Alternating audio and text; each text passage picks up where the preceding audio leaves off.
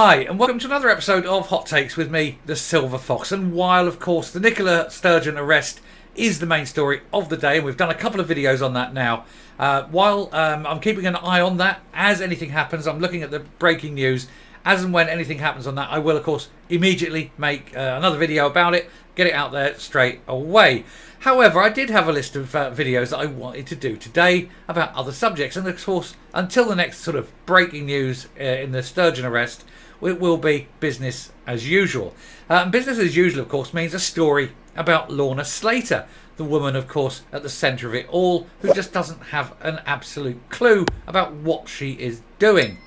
Well, she's complaining that it's Westminster's fault that this has gone back and had to be cancelled because Westminster wouldn't do the release of the Internal Market Act. They pointed out they didn't get the paperwork till the 6th of March this year.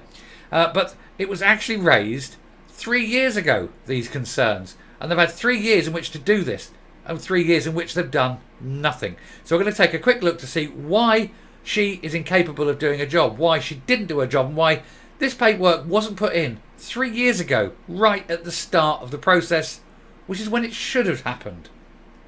Not at the end, which is when it did happen. Here goes. So the SNP raised the DRS concerns 3 years ago, despite an 11th hour claim.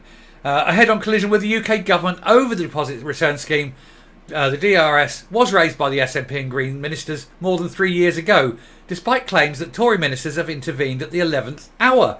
The point is, they're now admitting it. They're trying to turn this into, look, we told you about it 3 years ago, and they're trying to turn it into Westminster's fault that Westminster didn't do anything 3 years ago. But that there is their moment of guilt. If they knew and they raised this matter 3 years ago, as they are now claiming, the SNP are now claiming, then why has it taken them 3 years to get the paperwork in? You can't just tell someone you're going to do something in 3 years' time and expect them to do the work for you. If you have to get the paperwork in, it is behoven upon you. And so any claim that it was Westminster's fault is now completely undermined by their attempt to spin it as being Westminster's fault. This is ridiculous. This is how stupid she is. She thinks she's handing it over to Westminster's fault by saying, oh, but we discussed it 3 years ago. And it's the complete opposite. It's now ensured and enshrined out of her very own mouth that this is her fault. She's a moron. Anyway, the Scottish Government has been forced into a climb down on rolling out the DRS in March next year, having come to terms with the fact that the UK's government's insistence that glass is removed from the policy. The UK government has made the glass exclusion one of the conditions of an exemption under the Internal Market Act, legislation agreed at Westminster in 2020, to ensure a post-Brexit level playing field across the UK, despite repeated calls by the SNP that it undermined devolution. But it really, really doesn't. It protects businesses. It's now emerged that Holyrood Committee, which scrutinised the Internal Market Act, including the current Scottish Government's ministers Angela Constance, Patrick Harvey and Tom Arthur, raised concerns the legislation could put the DRS at risk and even result in court action. They knew this 3 years ago. 3 years ago they knew this.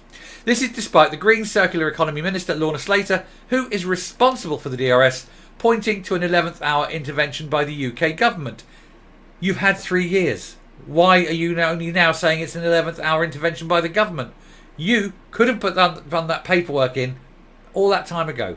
Why did you choose not to? This is unbelievable. In a letter to Michael Gove on the October 2020, seen by the Herald on Sunday, Holyrood's now defunct Finance and Constitution Committee told the UK Minister about that the deposit return scheme shows the complexities and legal difficulties which are likely to result from the legislation. The letter added, as noted by her adviser, this is likely to lead in some cases to protracted litigation through the court system.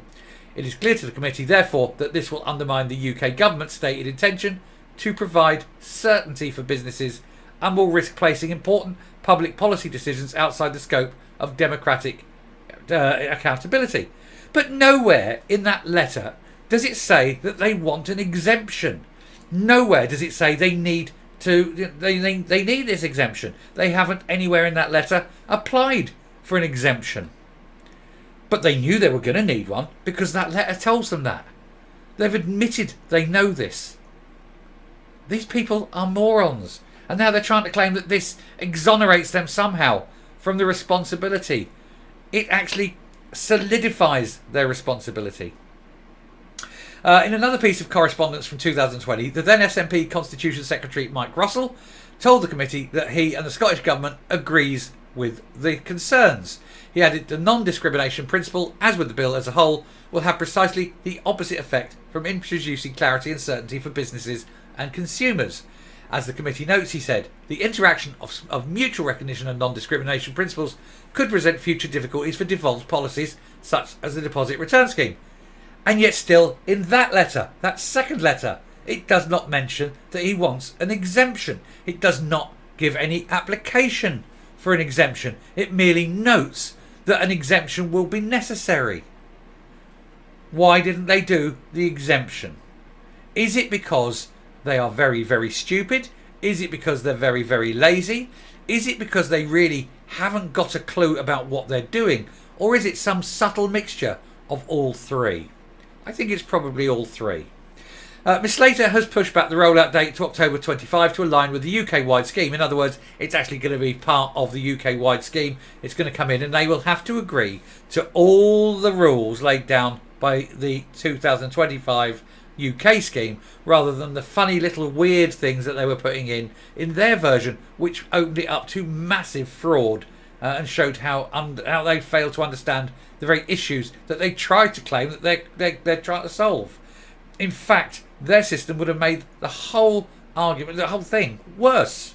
It's unbelievable, but it's a lack of intelligence on these people, isn't it? Paperwork shows that Michael Gove raised the UK government's ambition for an aligned DRS with the SNP Environment Secretary Rosanna Cunningham as early as 2018, more than 2 years before the Internal Market Act was introduced.